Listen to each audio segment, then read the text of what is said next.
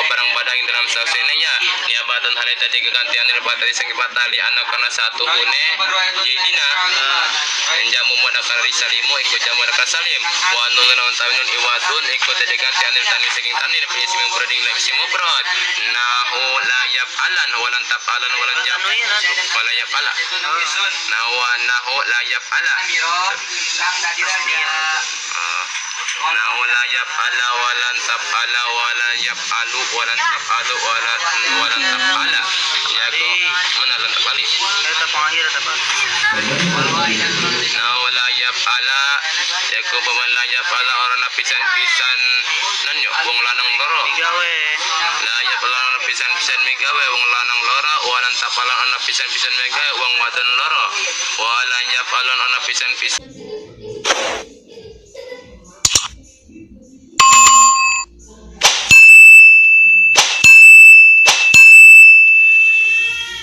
Pasantren mangrupikeun hiji tempat nu ngagaduhan seueur bentuk tradisi nu unik nu teu bisa dipanggihan di mana wae.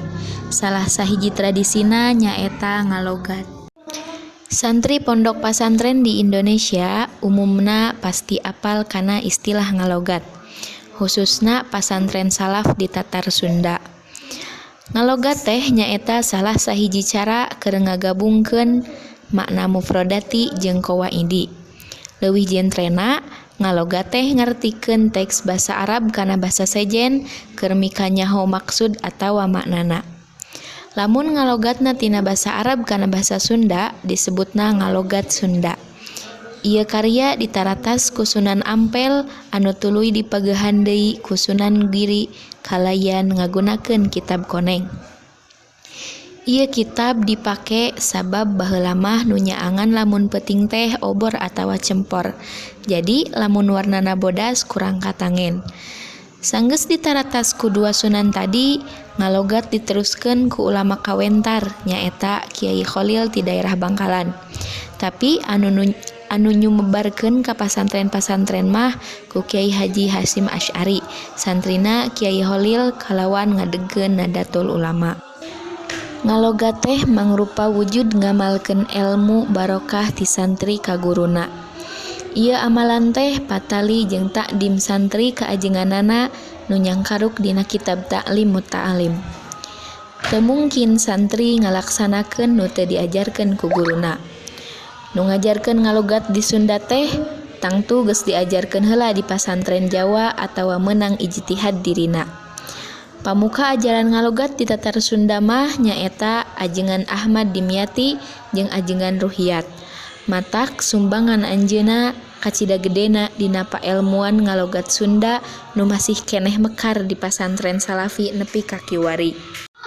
Dina ngalogat, santri teh ngagunakeun kalam jeung mangsi Cina atawa gentur nu dihasilkeun ti pasantren Gentur di Sukabumi.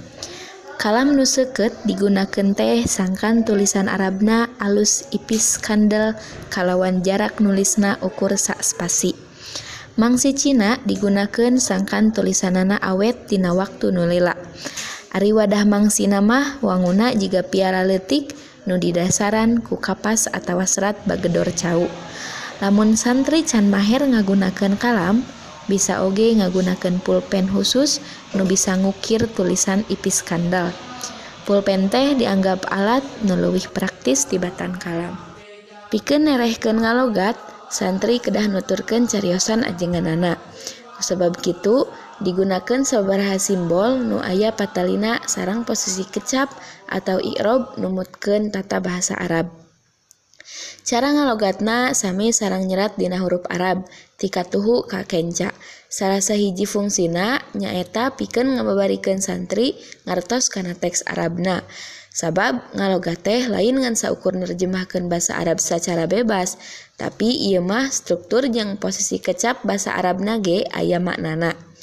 Contona mubtada dihartian ku utawi ceuk bahasa Jawa, ari ceuk bahasa Sundana. Hobar dihartian ku iku ceuk bahasa Jawana, eta ceuk bahasa Sundana. Ieu ngabuktikeun yen prosesna lengkap jeung detail. Sanes ngan saukur nerjemahkeun bahasa Arab, tapi oge nyayogikeun katerangan tarkib atanapi tata basa tina kalimat. Sajauh ieu, hasna ngaloga teh henteu aya dina basa Sunda lokal nu digunakeun saperti di Garut, Ciamis, atau Cianjur. Tapi ayana teh dina pribadi ajengan nu ngajarkeun kitab jenis-jenis anu tangtu. Contona, lamun kitab tafsir Jalalain pembacaanana ngarujuk ka ajengan Santiong Cicalengka Bandung.